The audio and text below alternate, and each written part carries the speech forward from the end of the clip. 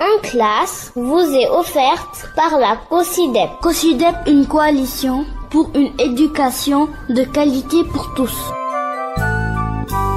Un plaisir pour moi de vous présenter En classe.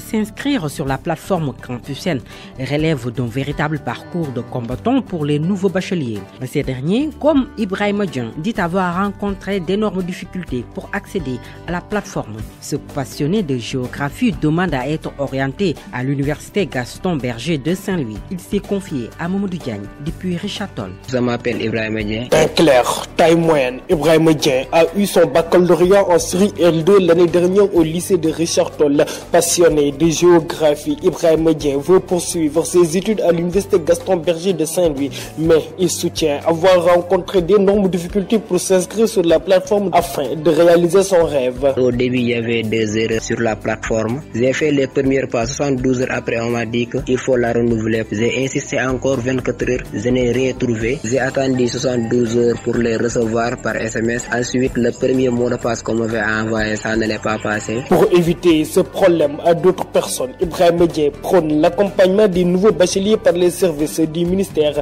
de l'enseignement supérieur. Pour moi, la meilleure solution pour aider les nouveaux bacheliers, c'est de faire de telle sorte qu'il y aura des possibilités dans les communes pour qu'ils puissent faire leurs inscriptions auprès des chefs d'établissement qui peuvent les aider. Si on me disait que pour faire tes inscriptions, il suffit juste d'aller déposer tes dossiers au niveau du lycée de Richard Toll, il n'y aura pas de problème au niveau des élèves. Malgré toutes ces difficultés rencontrées, Ibrahima Dieng dit avoir franchi les premiers pas et attend aujourd'hui son orientation pour pouvoir poursuivre ses études supérieures. Mamadou, notons que 69 820 nouveaux bacheliers des 75 959 se sont déjà inscrits sur Campusen, soit 91,92%. Ce lundi, 14 novembre est le délai de rigueur.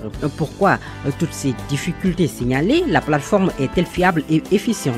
Les éléments de réponse avec Boubacar Dieng. Il y a eu 69 820 qui se sont inscrits, soit 91,92%. Pour dire que tout se passe normalement, 91% des nouveaux bacheliers se sont déjà inscrits via la plateforme Campusen. Mohamed Moustapha Dieng est ingénieur technopédagogue. Il est aussi le chargé de la médiatisation et de la mise en ligne. Une fois que l'étudiant valide ses choix et qu'il confirme par un code de confirmation, donc il recevra un récépissé. Le récépissé, ce n'est rien d'autre que les filières qu'il a choisies selon l'ordre du classement qu'il a fait. C'est répertorié, on le fait dans un fichier PDF, on lui envoie dans son mail pour même le télécharger directement dans la plateforme. Beaucoup de nouveaux bacheliers se plaignent difficile pour ces ayants droit d'accéder à cette plateforme. C'est parce que les demandes d'admission et de prescription sont simultanées. Il y aura un rush sur la plateforme. Ce sont ces problèmes techniques-là. Il y a aussi un problème de méconnaissance de la plateforme parce qu'il beaucoup, comme il y a aussi des bacheliers qui ne connaissent pas la plateforme, qui n'ont pas encore d'informations sur la procédure d'inscription sur Campusen. Jusqu'où la plateforme Campusen est-elle fiable et efficiente? Quoi qu'on puisse dire, ça nous a permis de régler beaucoup de problèmes liés aux orientations. Autant on faisait la demande auprès des universités, on amenait nos dossiers, nos attestations et relevés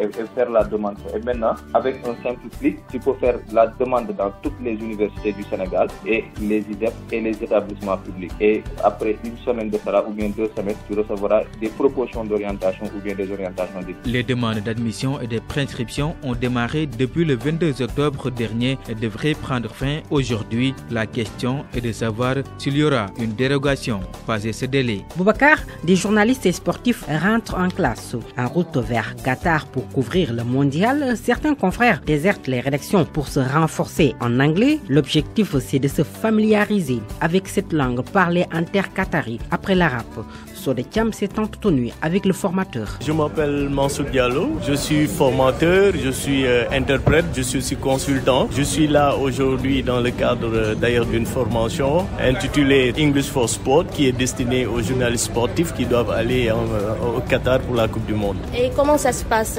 cette formation? Très bien, très bien. Moi j'ai beaucoup apprécié en tout cas l'enthousiasme et l'engagement des participants et ça se passe très bien pour le moment et je sais que cette formation leur permettra aussi aussi d'avoir des outils qui vont vraiment leur faciliter leur insertion là-bas et surtout aussi leur permettre de bien faire leur travail.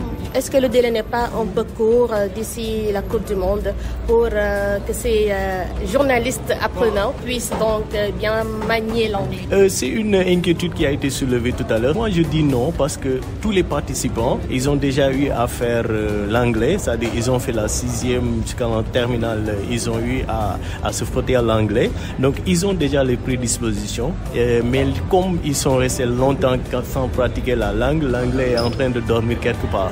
Donc, l'objectif de ce séminaire-là, c'est de réveiller l'anglais qui est en train de dormir. Donc, ces jours que nous avons à passer ensemble seront suffisants pour leur permettre de réveiller le bagage qu'ils ont acquis durant leur cursus au collège et au lycée. Et quelle sera la technique pour bien réussir cette semaine? La technique, c'est d'y aller dans une approche très interactive. Donc le cours sera effectivement interactif, il sera un échange, ce sera un partage et surtout, on va leur donner la possibilité de s'exprimer. Parce qu'en anglais, on dit « use it or lose it ». Donc dans le cadre de cette formation, on va leur permettre vraiment d'utiliser l'anglais qui dort pour le réveiller. Bonne route, Soda, et bonne chance à nos lions. Merci à toi, Boubacar Dieng, Mamadou Diagne et à Abdou Kiam pour le mixage. Rendez-vous lundi prochain. En classe vous a été offerte par la COSYDEP. COSYDEP, une coalition pour une éducation de qualité pour tous.